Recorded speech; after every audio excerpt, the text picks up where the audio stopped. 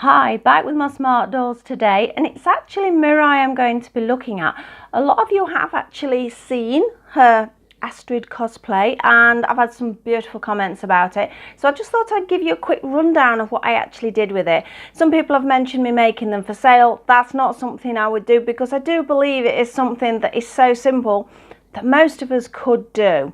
So I'm just going to do a quick rundown on how I've made her. Shitozi is just sat here with a cup of tea with her new teacup and saucer. So she's just chilling because she's been modelling a dress that I'm trying to make at the moment, a crochet one. So we're going to take Mirai here. I'm hoping she's still in shot. I should be. So she's only about as tall as me. And this is the cosplay people have been referring to. She does have a little axe as well. I'm not quite sure where I've put my axe though. So as you can see, she stands, if she's going to behave, stand still, there you are. She stands beautifully in it. I did it because I also made my granddaughter almost exactly the same costume, also using some of the same fur, so they were very similar on the day. So we've got some great photos. So those of you who are on my Instagram or my Facebook, you can have a look and see what they look like together. They're absolutely brilliant. My son also did a How to Train Your Dragon cosplay, so it worked really well, especially when we met a toothless. That was amazing. So we're going to have a look at what we've got here. Now we'll start from the bottom. Basically, she has some of Danny Choo's shoes here because they were the perfect shoe to stand. I didn't want to heel or anything. Now this fur that I've used on the leg, and also as you can see on here, is actually from a throw I got reduced at Tesco.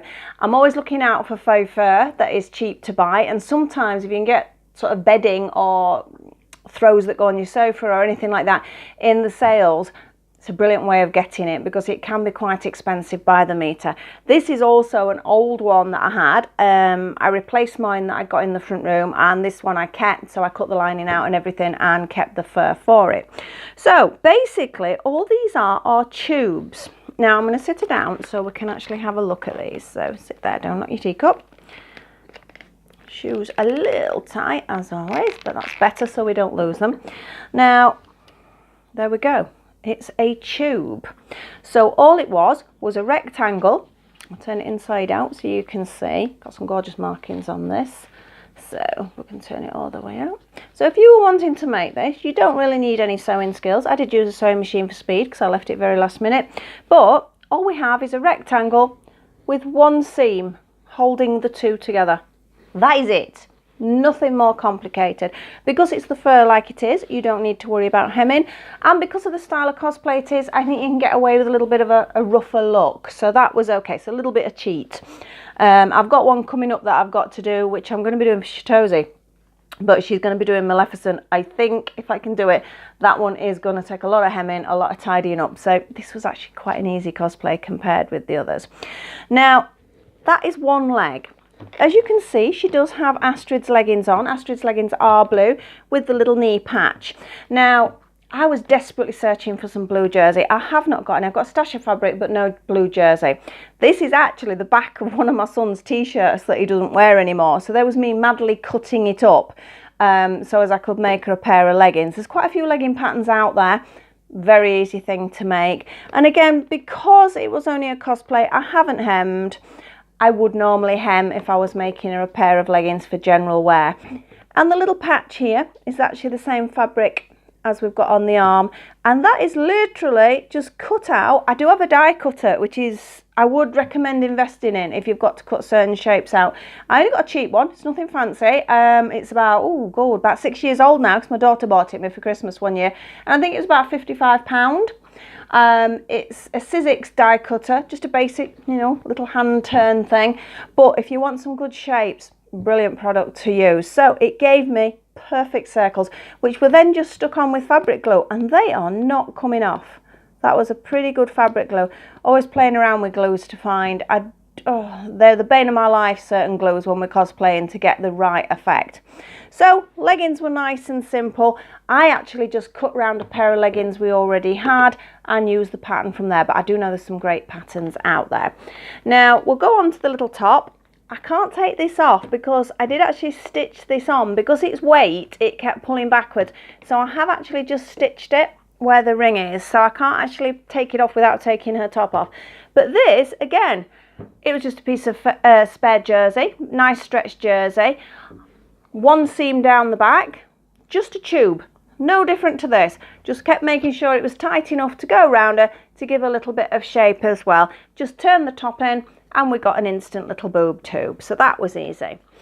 The skirt, right, there's some interesting bodges perhaps here we can say. Again, it's just a bigger version of that. We just have a fur tube stitched at the back. Because she has such a waistline, it's sometimes a little bit difficult to get a skirt fit.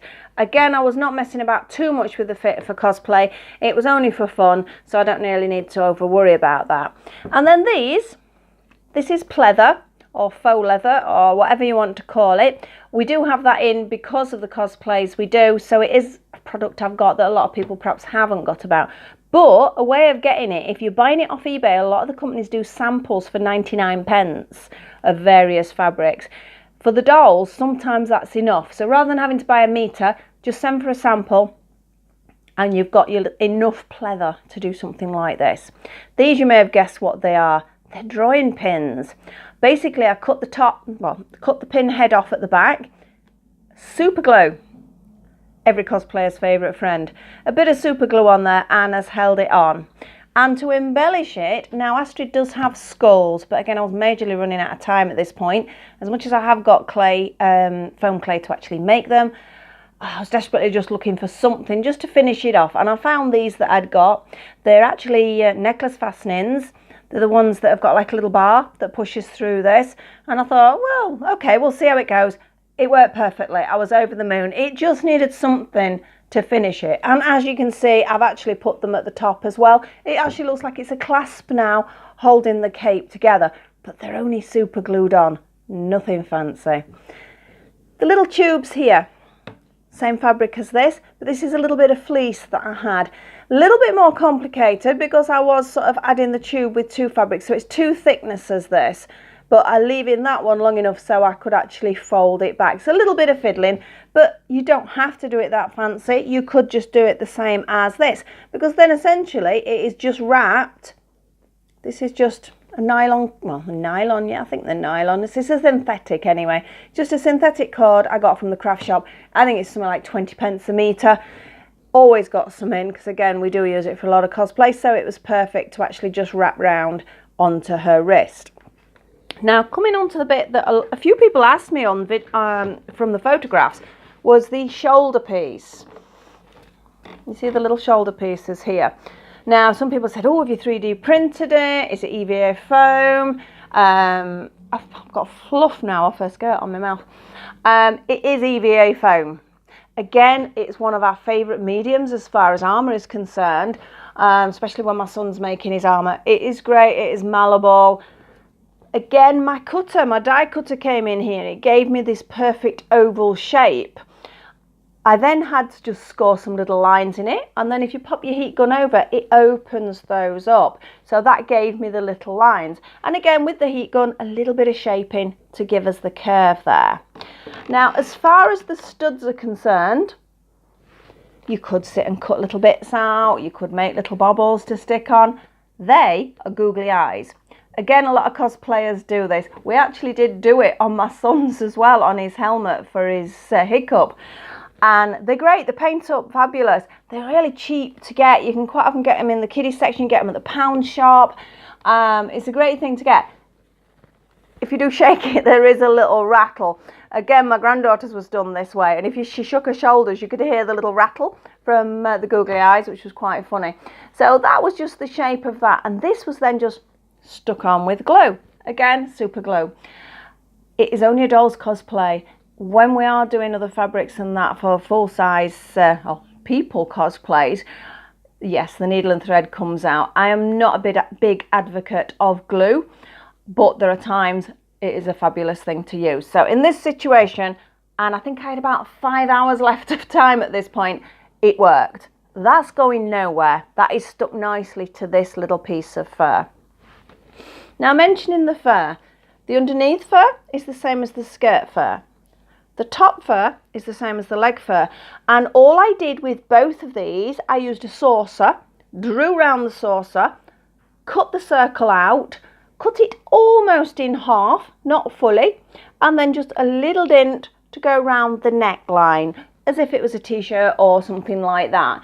And again, oh, wig off, it might be easier to see actually. They are only attached at the front, so you can see you've got your curve of the neckline. Again, it was a little bit of guesswork. If I did have to make another one, I won't have a clue. I'd have to guesswork again to get it because I didn't save a pattern or anything like that. But basically, using this little ring, which is just a little curtain ring, again, you get it from the haberdashers, really cheap, or Ironmongers, or B&Q, or somewhere like that. You usually come in packs, but they're pennies really to buy. Now, I actually just glued tiny bits of pleather, which is the same pleather as this, to actually hold the ring onto the cape. And then because, as I say, because of the weight, it kept pulling backwards, and I had to do this with my granddaughters as well. So I then stitched onto the t-shirt just where the ring was, just to hold it in place. So there, at that point, we just got this fur, this ring over the shoulders like a little cape. Then I glued on the little shoulder pieces, and then this again normally would be stitched, but I was seriously running out of time. This is just glued on again with then the little embellishments that I've got on her skirt. So all in all, as much as it was a bit of a bodge job, and I do like to take my time generally with any work, it worked brilliantly. I'm really pleased with it. I've had some fabulous comments on it.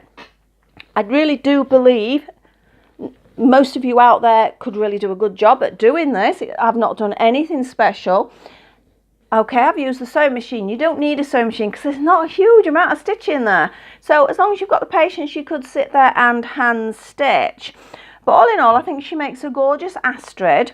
And like I say, Shitozi's pretty jealous at the moment because she's not had a cosplay yet, but she has got quite a grand one coming if I get Maleficent done. Looking forward to doing the headpiece. A lot of work on the dress, but we'll see how it goes. She's got to have a staff as well. As I say, Shitozi has got an axe. I think I made it too small though because it's only sort of about this big. So I think I needed to have made a larger axe for her. But I think generally it worked amazing.